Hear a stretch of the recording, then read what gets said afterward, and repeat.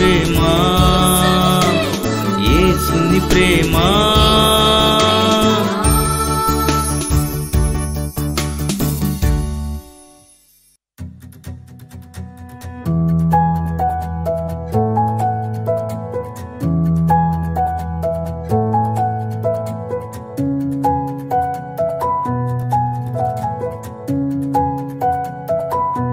స్తుతి నైవేద్యం.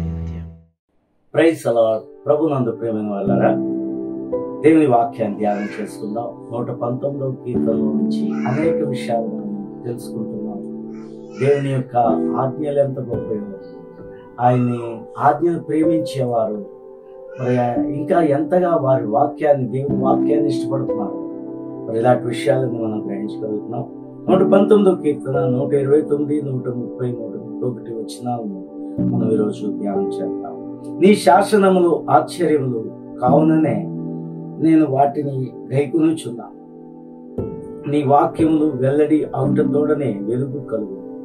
అవి తెలివి లేని వారికి తెలివి కలిగించు. నీ ఆజ్ఞల యందైన అధిక వాంఛ చెంద నేను నోరు తెరిచి ఒగర్చుచున్నా.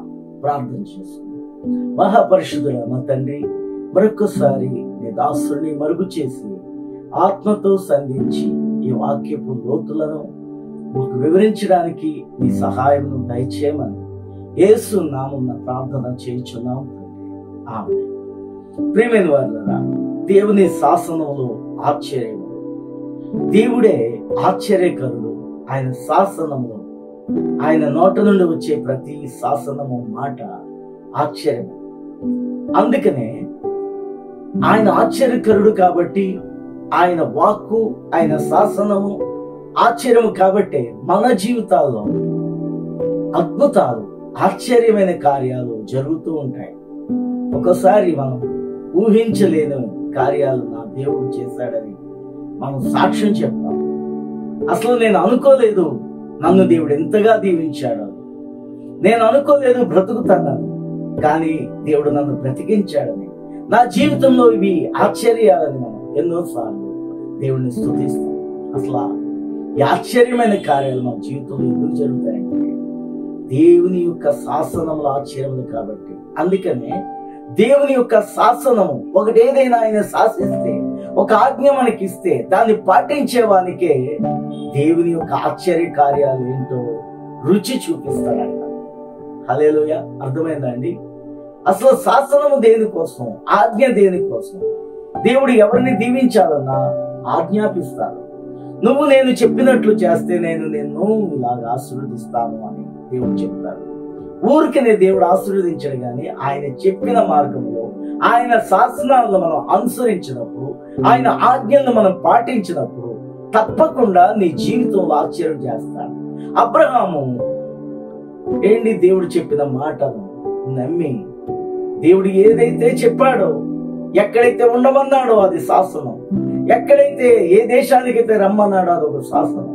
ఆ శాసనాలన్నిటినీ అబ్రహాము తూచా తప్పకుండా పాటించాడు. కాబట్టి అబ్రహాము జీవితంలో 75 సంవత్సరాల వయసులో అతనికి మాటిచ్చిన మాట 100 సంవత్సరాల కాలంలో అబ్రహాముకి దేవుడు అన్నట్లుగా ఆశ్చర్యమైన కార్యం ఇస్సాకును దేవుడు ఇచ్చాడు. దేవునికి స్తోత్రం చెల్లిద్దాం.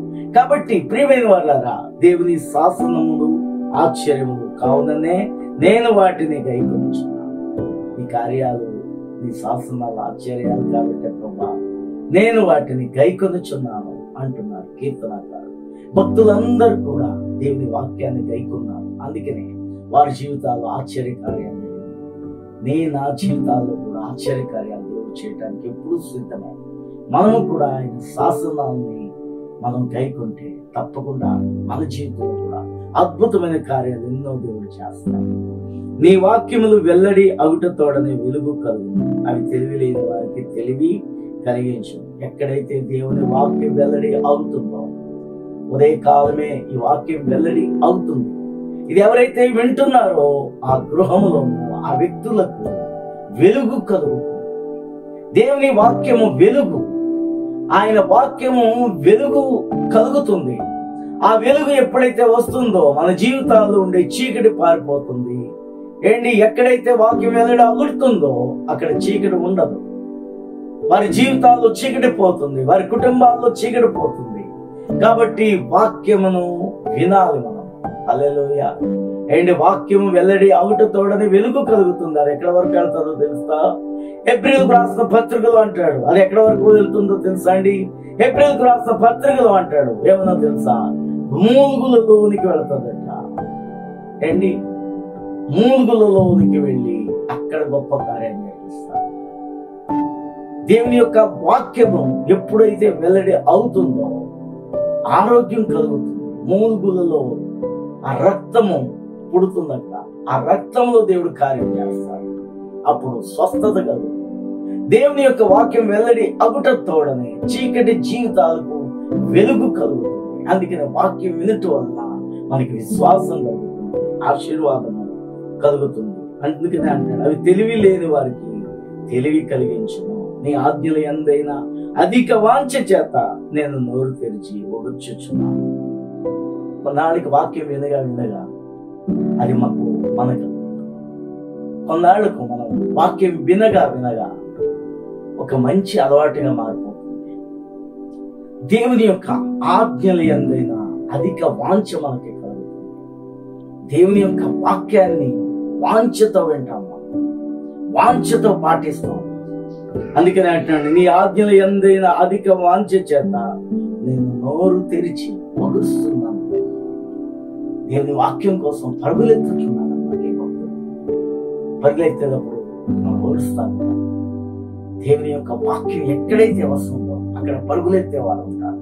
దేవుని మందిరానికి పరుగులెత్తుకుని వచ్చేవారు ఉంటారు. అలాంటి వారందరూ కూడా దేవుని పట్ల వాంఛ కలిగిన వారు, దేవుని మాట పట్ల వాంఛ కలిగిన వారు. అలాంటి వారి పట్ల దేవునికి వాంఛ కలుగుతుంది. హల్లెలూయా. దేవుడికి మన మీద వాంఛ కలుగుతుంది. నువ్వంటే ఇష్టమైపోతావు దేవునికి. కాబట్టి నా ఇష్టానుసారుడైన మనుషుడు దావీదు అంటాడు. అలాగే నీవు కూడా దేవునికి ఇష్టానుసారుడైన కుమార్తె అయిపోతావు, కుమారుడు అయిపోతావు. అట్టి దీవెన మనకు దేవుడు ఇచ్చాడు. ప్రార్థన చేస్తాం. మా పరిశుద్ధుడా, మా తండ్రి, నీ వాక్యం ద్వారా ఎన్నో సత్యాలు మాకు నేర్పిస్తుంటా. నీ వాక్యాన్ని వాంఛతో నీ దగ్గరకు వచ్చే విధానమును మాకు నేర్పించినాయి. అట్టి ఆసక్తి కలిగిన వారుగా మేము ఉండడానికి, నీకు ఇష్టమైన బిడ్డలంగా మేము మారిపోవడానికి సహాయం చేయాలి. యేసు నామమున ప్రార్థన చేయుచున్నాము తండ్రి. ఆమేన్.